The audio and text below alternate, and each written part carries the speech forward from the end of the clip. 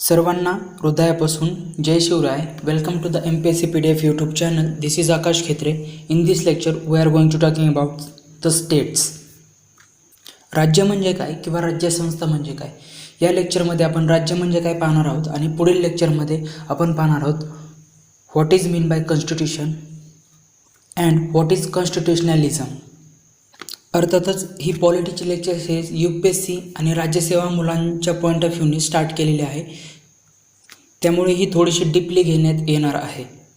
तुम्हाला जर माझ्या पॉलिटीचे इतर व्हिडिओज पाहिजे असतील तर तुम्ही सिम्पली यूट्यूबवरती आकाश खेत्रे पॉलिटी सर्च करा, तुम्हाला माझे इतरही व्हिडिओ मिळून जातील. ॲक्च्युली मी एक राज्यसेवेच्या इंटरव्ह्यूसाठी एक ग्रुप तयार केला होता, थिंक टँक म्हणून ग्रुप केला होता. त्या ग्रुपवरती मी एक क्वेश्चन टाकला होता की राज्य ही संकल्पना स्पष्ट करा. त्यावेळेस त्या ग्रुपवरती बऱ्याच मुलांना, जवळपास 95% मुलांना राज्य ही संकल्पना स्पष्ट करता आली नव्हती. जेव्हा तुम्ही UPSC किंवा राज्यसेवाची प्रिपरेशन करत असता त्यावेळेस तुम्हाला काही कॉन्सेप्ट असतात त्या क्लिअर होणं खूप गरजेचं असतं. जसं की राज्यसंस्था म्हणजे काय किंवा कॉन्स्टिट्यूशन म्हणजे काय, बेसिक लॉ म्हणजे काय, रूल ऑफ लॉ म्हणजे काय, कॉन्स्टिट्युशनलिझम म्हणजे काय, कॉन्स्टिट्युशनल मोरॅलिटी म्हणजे काय, ह्या ज्या बेसिक कॉन्सेप्ट असतात त्या इंटरव्ह्यूमध्ये तुम्हाला 100% विचारला जाऊ शकतं त्यावरती, आणि त्यावरून कळतं की तुमचा अभ्यास किती डीपली झालेला आहे. आत्तापर्यंत मी बऱ्याच मुलांना विचारलं की राज्यसंस्था म्हणजे काय किंवा राज्य म्हणजे काय, तर बऱ्याच मुलांनी, जवळपास 95 ते 96% मुलांनी राज्यसंस्था म्हणजे काय किंवा राज्य म्हणजे काय हे त्यांना सांगता आलं नव्हतं किंवा डिफाईन करता आलं नव्हतं. म्हणून यावरती एक मी व्हिडिओज बनवतो आहे आणि हे झाल्यानंतर आपण इंडियन पॉलिटी लेक्चर स्टार्ट करणार आहोत. चला तर मग आपण सुरुवात करूयात. तुमच्यापैकी व्हिडिओ पाहणाऱ्या बहुधा बऱ्याच लोकांना कदाचित माहिती असेल की राज्यसंस्था म्हणजे काय किंवा कॉन्स्टिट्यूशनमध्ये राज्य कशाला म्हणतात, आणि बऱ्याच लोकांना माहीतही नसेल. तर ॲक्च्युली आपल्याला राज्य म्हटलं की ढोबळपणे आपल्याला असं वाटतं की आपला भारत देश आणि भारत देशामध्ये जे 29 घटक राज्य आहेत ते म्हणजे राज्य.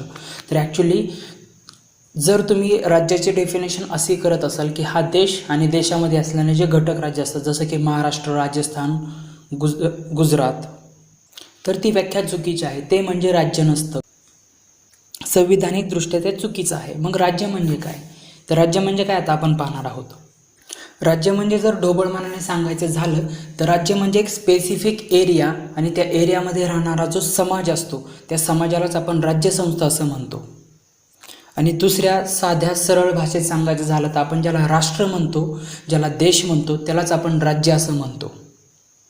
कॉन्स्टिट्यूशन किंवा पॉलिटिकल सायन्सचा ज्यावेळेस तुम्ही स्टडी करत असता आणि जिथे जिथे राज्य ही संकल्पना येते तिथे तिथे स्टेट किंवा महाराष्ट्र किंवा गुजरात असं नसतं. राज्य म्हणजे एक देश असतो, जसं की भारत असेल, अमेरिका असेल.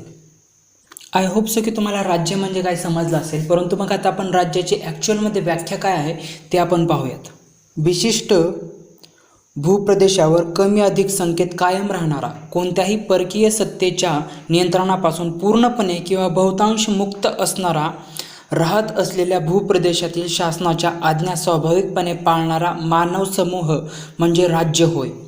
आता आपण हे थोडंसं समजून घेऊयात. फॉर एक्झाम्पल आपण आपला भारत देश घेऊयात. म्हणजे काय, तर विशिष्ट भूप्रदेशावर कमी अधिक संख्येत कायम राहणारा हा जो भारत देश आहे, ह्या भारत देशामध्ये कायमस्वरूपी राहणारा जो समाज आहे, जसं की तुम्ही आम्ही, आपण कायमस्वरूपी राहतो. आता पुढे काय, कोणत्याही परकीय सत्तेच्या नियंत्रणापासून पूर्णपणे मुक्त असणारा.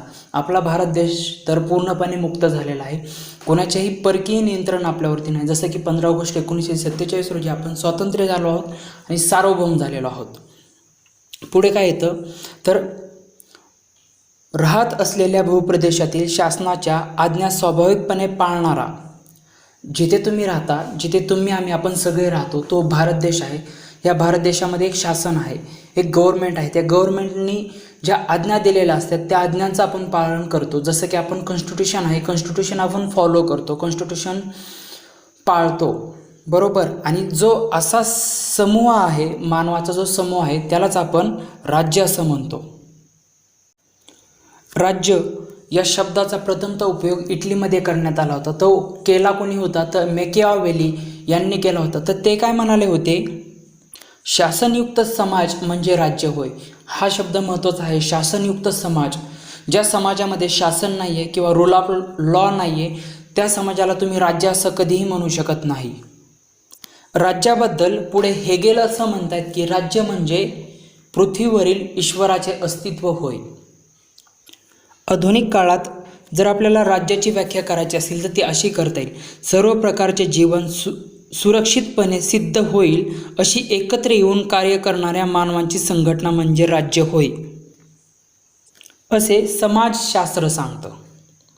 या व्याख्यांवरून तुमच्या असं लक्षात आलं असेल की राज्यामध्ये सगळ्यात जास्त महत्त्व हे समाजाला दिलं जातं, व्यक्तीला दिलं जातं. व्यक्ती आणि समाजाचा मिळूनच राज्य तयार होतं आहे, राज्यसंस्था तयार होती आहे. आता आपण पाहूयात की प्राचीन काळी भारतामध्ये राज्याची संकल्पना काय होती. तर राज्ञ इदम राज्यम म्हणजेच काय, तर राजाच्या अधिसत्तेखाली असणारा प्रदेश राज्य मानण्यात येईल. फॉर एक्झाम्पल असं घेऊयात की सपोज छत्रपती शिवाजी महाराज जे होते, शिवाजी महाराजांच्या अधिपत्याखाली जेवढंही राज्य होतं तर त्या सगळ्या राज्याला, जेवढाही त्यांचा प्रदेश होता त्या सगळ्या प्रदेशाला राज्य मानण्यात येईल. म्हणजेच राजाच्या अधिपत्याखालील क्षेत्र राज्य मानण्यात येईल.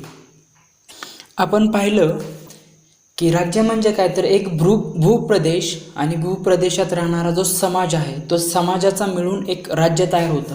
मग आता जर एक भूप्रदेश असेल आणि एक समाज असेल, आता इथे लक्षात घेण्यासारखी गोष्ट ही आहे की जर एक भूप्रदेश येत असेल आणि एक समाज येत असेल तर त्या समाजासाठी एक गव्हर्नमेंटची गरज असते, एक शासनाची गरज असते. आणि जिथे शासन येतं तिथं राजकारण येतं. म्हणूनच आपण असं म्हणायला हवं की राज्य म्हणजे राजकीयदृष्ट्या सुसंघटित असा समाज असतो. आणि अर्थातच हा जो समाज आहे तो समाज हे शासनाचे नियम पाळत असतो.